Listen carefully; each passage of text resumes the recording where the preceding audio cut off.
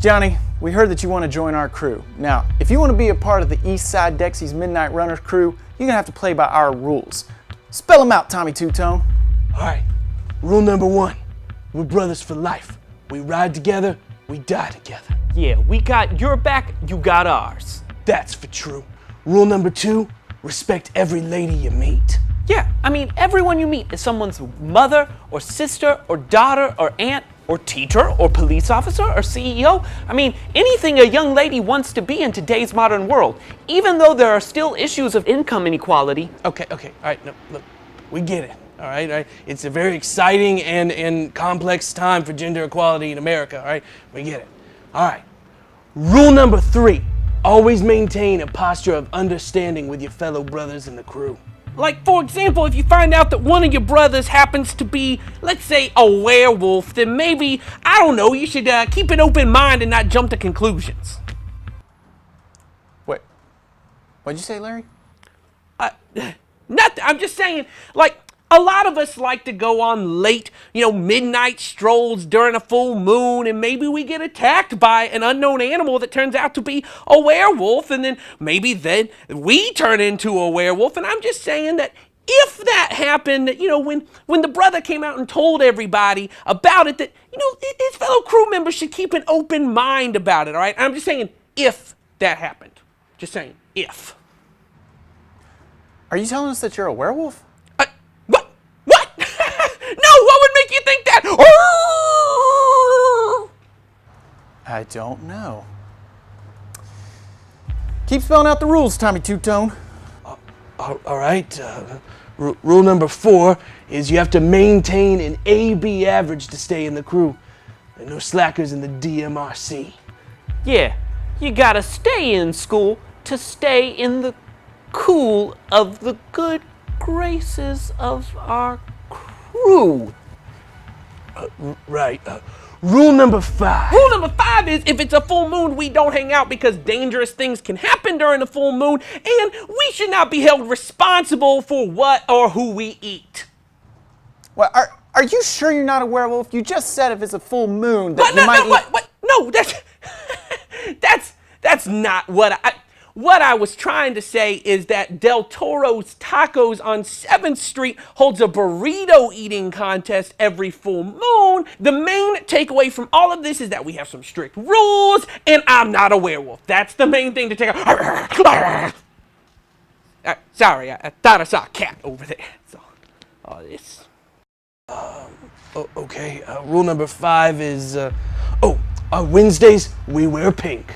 Also, never wear red because those of us with werewolf-type proclivities might get sent into a murderous rage because of it. Okay, are you sure you're not... Also, no one should be wearing silver because that's the natural enemy of werewolves. Okay, Larry, you are clearly a werewolf, and, I'm sorry, I know that gangs are all inclusive and super diverse, and that's the one thing everybody knows about them, but I don't think we can accept a werewolf into our crew. I mean, we did accept Richie when he started, doing that modern dance class. You are as graceful as a hummingbird. And we accepted Tommy when he started painting portraits of the Powerpuff Girls. The confidence inspires me. But I just don't think we can handle a werewolf in our crew. So I'm sorry, I'm really going to just have to say that you are not going to be... Okay, I'm sorry.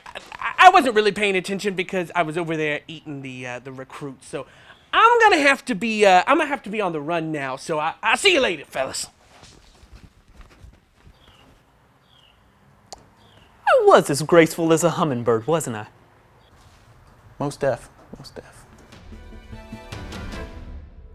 All right, so I'm sure not being a werewolf isn't on your list of requirements for your friends, but I wonder what is on it. Now, I'm not saying you have an actual handwritten list, and if you do, you're just weird, but we all have certain things that we just find unacceptable in people. We wouldn't boast about it. We don't really even want people to know it because we all want to seem that we're open-minded to everyone, but we all have something that makes our list. Maybe it's something small like no annoying people, or something larger like no dishonest people or disrespectful people. Whatever it is for us, we all measure who gets in and out of our group by some standard. So what is God's standard?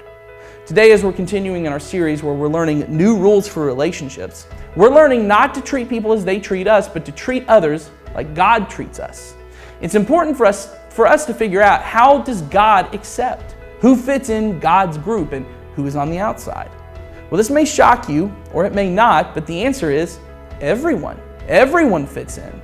Now, the reason this may shock you is because you know that none of us really live up to God's standard. None of us have kept all of God's rules and commands. None of us are perfect. And because God is, none of us can really fit in with Him.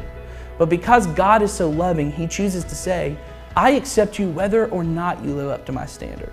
So He sent His Son Jesus to die on the cross for us so that we could be accepted by Him again. God doesn't wait for us to start following all of His commands or to get our lives right. All He asks is that we choose to follow Him. And so everyone is accepted. Everyone is loved. No matter what you've done or who you are, you can be in God's group. And so for those of us who have chosen to follow God, those of us who have been accepted by Him, we have to accept others as He accepts us. We have to say, it doesn't matter what you've done, how you look, how you talk, how you act, I love you. I accept you. Doesn't mean we have to be best friends, but it does mean that I don't exclude you. I don't make you feel left out from God's group. Because we all know how terrible it feels to be left out, to be excluded, to be made to feel less than or unaccepted. And as followers of Jesus, we should do whatever we can so that no one ever feels that way, especially when it comes to God's family, the church. So that means we have to accept everyone.